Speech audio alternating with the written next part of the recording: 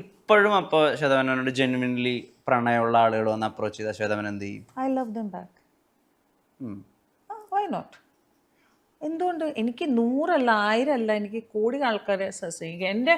എൻ്റെ extended social media family അവരെല്ലാവരും ഞാൻ സ്നേഹിക്കണേ. ഐ ഓൺലി നോ, ഒറ്റ കുട്ടിയല്ലേ, എനിക്ക് സ്നേഹിക്കാനേ അറിയുള്ളൂ. ആ സമയമില്ല എനിക്ക് ടു തിങ്ക് നെഗറ്റീവ് സംസാരിക്കില്ല, അല്ല കുശുമ്പ് പറയില്ല, ഞാൻ പറയില്ല, അങ്ങനെയൊന്നും ഞാൻ പറയില്ല. അങ്ങനെയൊന്നല്ല. പക്ഷേ വെൻ ഐ ഹാവ് ടു ഒരാൾ മുമ്പിലുണ്ടെങ്കിൽ ഐ ലവ് യു എന്ന് പറയാൻ ഒരു മടിയില്ല. പക്ഷെ സ്നേഹം വരണം, അഭിനയിക്കാൻ പറ്റില്ല. അതിന് വേറെ, അതിന് ക്യാമറയും വേറെ, ഡയറക്ടർ ആക്ഷൻ ആൻഡ് കട്ട് എന്ന് പറയണം, അത് വേറെ. ഞാൻ പുഷ്കരനൊരു ഇൻ്റർവ്യൂ പറഞ്ഞു, സ്വന്തം ശരീരത്തിൻ്റെ ഷാള് മാറി ക്ലീവേജ് ഇത്തിരി കണ്ടാൽ ഷോക്ക് റിയാക്ഷൻ കൊടുക്കാത്ത ഒരു നടിയെ ഞാൻ ആദ്യമായി കാണുന്നത് ശ്വേതാ മേനോനാണെന്ന്. കേട്ടിട്ടുണ്ടോ ആ സ്റ്റേറ്റ്മെന്റ്? ഇങ്ങനെ പറഞ്ഞിട്ടുണ്ട് കുമ്പളങ്ങി നൈറ്റ്സിന്റെ സമയത്ത് ഒരു ഇന്റർവ്യൂ അല്ല.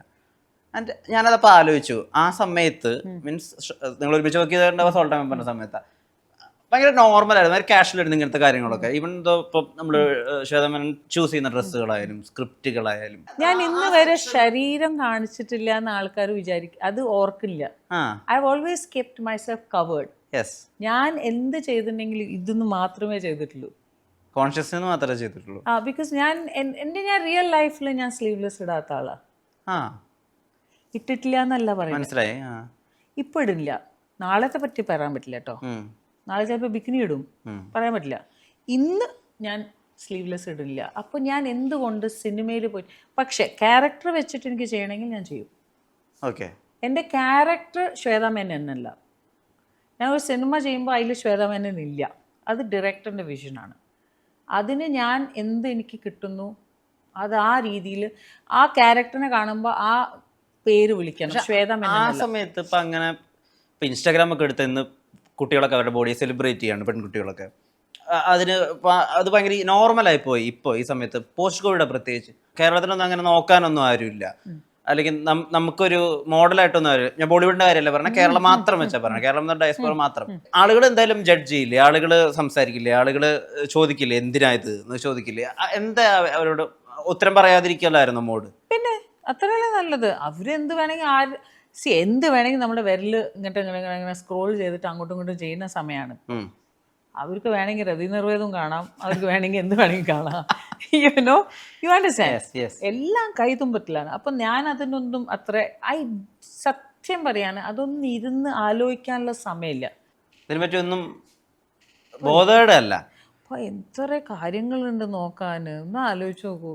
എല്ലാ സമയത്തും എന്ത് സോഷ്യൽ മീഡിയയിൽ ഏതെങ്കിലും നെഗറ്റീവ് കമൻറ്റ് ഇടുമ്പോൾ ഞാൻ പറയണത് ഗോ എഫ് എന്ന് പറയുന്ന ആളാണ് ഞാൻ. പിന്നെ അല്ലേ എന്ത് ഫൗൾ ലാംഗ്വേജ് മനസ്സിൽ പെട്ടെന്ന് വരിക? ഹിന്ദിയാണോ ഇംഗ്ലീഷാണോ? അങ്ങനെയൊന്നുമില്ല, അത് ആ സമയത്ത് എൻ്റെ ഒരു മിക്സാ വരിക. അവിയൽ വരണം, നമ്മുടെ Malayali avial. How do you sustain this naughtiness? Because I'm naughty. I don't sustain it. I'm born. എനിക്ക് തോന്നുന്നു വിഷ്ണു എന്തൊക്കെയോ പഠിച്ചു തന്നില്ല, ഇപ്പൊ എന്തോ മറന്നുപോയിട്ടൊന്നുമില്ല. എനിക്കിത് ഉൾക്കൊള്ളാൻ പറ്റുന്നില്ല. ഞാൻ ഇങ്ങനെയാണെന്നോ? അല്ല, ഇത് ഇത്രയും പെട്ടെന്ന് ഞാൻ പ്രതീക്ഷിച്ചില്ല. ഇതുപോലെ പ്രിന്റ് ഔട്ട് എടുക്കുന്ന പോലെ ഉണ്ട്, പടപടാ പടപടാ. ബ്രാൻഡ് എൻഡോസ് ഒക്കെ ചെയ്യുമ്പോഴേ, പ്രത്യേകിച്ച് മിസ് ഇന്ത്യ എന്നൊക്കെ പറയുന്ന ആള് അന്ന് ഭയങ്കര പ്രതീക്ഷ ആളുകൾക്ക് അവരില്. ആ സമയത്താണോ ചെയ്തെന്നറിയില്ല, കാമസൂത്രയുടെ ആടൊക്കെ ചെയ്യുന്നത് ആ സമയത്ത് തന്നെയാണ്. അതൊക്കെ കഴിഞ്ഞു 1997. Yes, fine. ഇപ്പൊ ഒരു ഇന്റർവ്യൂല് ചോദിക്കുകയാണ് എന്താണ് ആ ആഡിനെ പറ്റി ചോദിക്കുന്നത്, വിചാരിക്കുന്നത് മനസ്സിലെന്ന്. അപ്പൊ ഞാൻ പറഞ്ഞു ഇപ്പോഴും ചെയ്യാൻ തന്നെ. അല്ല, അന്ന് എനിക്ക് ഭയങ്കര ഇന്റലിജന്റ് ആയിട്ടൊരു ഉത്തരം പറയുന്നത് ഞാൻ കേട്ടത്. ഇത് ഇന്റലിജന്റ് അല്ലേ? ഇത് ഇന്റലിജന്റ് ആണ്. ഞാൻ പറയാൻ പോകുന്നത് ഇനിയും ഇന്റലിജന്റ് ആണ്. ഞാൻ ചെയ്യുന്നത് ഒരു സോഷ്യൽ സർവീസ് ആണ്. കാരണം എല്ലാവരും കാര്യങ്ങൾ ചെയ്യുമ്പോൾ സേഫായി ചെയ്യാൻ നോക്കുക. കറക്റ്റാ. അതെന്റെ അച്ഛൻ പറഞ്ഞു കൊടുത്തതാണ്. ഒരു ജേർണലിസ്റ്റ് വീട്ടിൽ കയറിയിട്ട് മൂപ്പരെ പറഞ്ഞപ്പോ, നിങ്ങൾക്ക് തോന്നില്ലേ നമ്മൾ മലയാളികൾ അങ്ങനെ പറഞ്ഞ അച്ഛൻ പറഞ്ഞു എന്താണ് നിങ്ങളുടെ മകൾ കോണ്ടത്തിന്റെ ആഡിൽ ഫീച്ചർ ചെയ്യുന്നു അങ്ങനെ പറഞ്ഞിട്ട് കയറിയപ്പോ അച്ഛൻ പറഞ്ഞു എന്താ അവളുടെ ജോലി ചെയ്യല്ലേ, അവൾ എന്തെങ്കിലും ഇതുണ്ടോ, പിന്നെ സേഫ് സെക്സ് അല്ലേ പറയണത്, സോ ഹാവ് സേഫ് സെക്സ്. അന്ന് നിരോധം നടക്കുന്ന സമയമാണ്. ഫുൾ ഗവൺമെന്റ് വരെ നിരോധ് എല്ലാത്തിലും ആഡ് ഉണ്ടായിരുന്നു, നിരോധ് തിയേറ്റർ, അത് ഇത്. അത് കഴിഞ്ഞ് 1997 ഞാൻ കാമസൂത്ര ആഡ് ചെയ്യുന്നത്. എപ്പോഴും ആലോചിക്കണം, ഐ എൻ്റെ അടുത്ത് നിങ്ങൾ എന്തെങ്കിലും ചോദിച്ചപ്പോൾ will you do this again, why not? Okay, I don't regret my mistake. ഇത് ഒരു ക്രിയേറ്റീവ് പെർസ്പെക്റ്റീവ് വരുന്ന അതോ? അത്രേ ഉള്ളൂ, അത്രേ ഉള്ളൂ, ഫുൾ സ്റ്റോപ്പ്. കോമയല്ല. It's my job Vishnu. As a job I will do anything for my job. എനിക്കൊരു ക്യാരക്ടർ നിങ്ങൾ പറയുന്നു, ഈ ക്യാരക്ടറിന് ഇങ്ങനെയാണ് വേഷം, അല്ലാതെ ഇങ്ങനെയാണ് ആ ഒരു സ്ത്രീ, അല്ലാതെ ഇത് ഇപ്പൊ ഞാൻ ഒരു ആൺ വേഷത്തിൽ ഒരു ഫുൾ പടം ചെയ്തില്ലേ, ആ, അപ്പൊ അത് ചെയ്ത സമയത്ത് എനിക്കിപ്പോഴും വിശ്വസിക്കാൻ പറ്റില്ല. ഒരു ഡയറക്ടർ വന്നിട്ട് പറയുന്നു, I want you to act like a man in the whole film. Why not? നമ്മൾ ഒരാളുടെ ക്രിയേറ്റീവ് വിഷനെ നമുക്ക് ധിക്കരിക്കാൻ പാടില്ലല്ലോ. ഓക്കെ, ക്രിയേറ്റീവ് ഇന്റലിജൻസിനെ പറ്റി പറഞ്ഞപ്പോൾ ഞാൻ വേറെ കാര്യം ചോദിച്ചോട്ടെ. You featured in a couple of erotic films, അല്ലെങ്കിൽ അതിനകത്ത് ഇറോട്ടിസം ഉണ്ട്, പക്ഷെ കയത്തില് ആ സീക്വൻസിൽ ഇറോട്ടിക് ഉണ്ട്, അല്ലെങ്കിൽ രചനാപഥത്തിലുണ്ട്. അതല്ല പടം. ഇത് വർക്കാവാൻ വേണ്ടിയിട്ട് ഇപ്പൊ നമ്മളെ ഇറോട്ടിക് ആയിട്ട് പ്രസന്റ് ചെയ്യണമെങ്കിൽ നമുക്കും ആ ബോധ്യം ഉണ്ടാവണല്ലോ.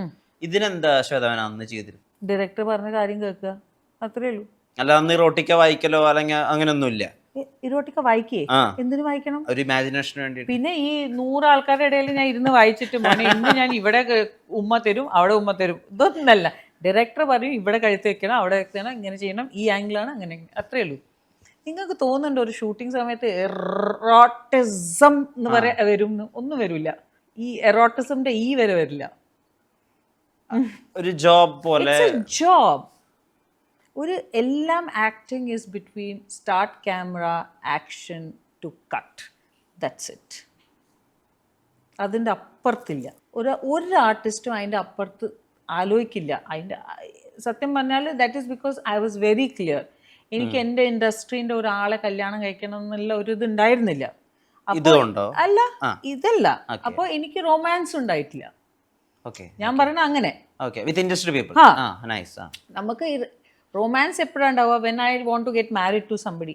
അത് നടക്കില്ല. എനിക്കറിയാം നമ്മളുടെ ഇൻഡസ്ട്രീൻ്റെ പ്ലസ്സസ് ആൻഡ് മൈനസ്.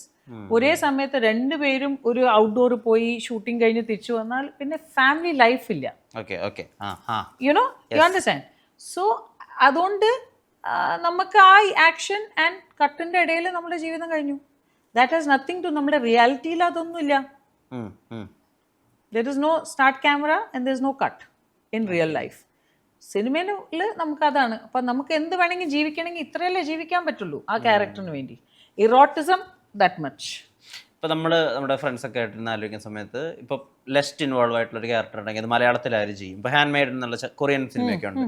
അല്ലെങ്കിൽ ഇതാര് ചെയ്യും നമ്മൾ ആലോചിക്കും. പലരുടെ പേര് വന്നാൽ ഇവരൊന്നും ചെയ്യില്ല, ചിലപ്പോൾ അവരുടെ ഇമേജിനെ ബാധിക്കും, അല്ലെങ്കിൽ അവരുടെ ഇനിയുള്ള ഫിലിമോഗ്രഫിയെ ബാധിക്കും. ശ്വേതാ മേനോൻ എന്നാണ് പലപ്പോഴും പേര് ഓർമ്മ വരിക നമ്മുടെ ഫ്രണ്ട്സിൻ്റെ ഇടയിൽ ആലോചിക്കുമ്പോൾ.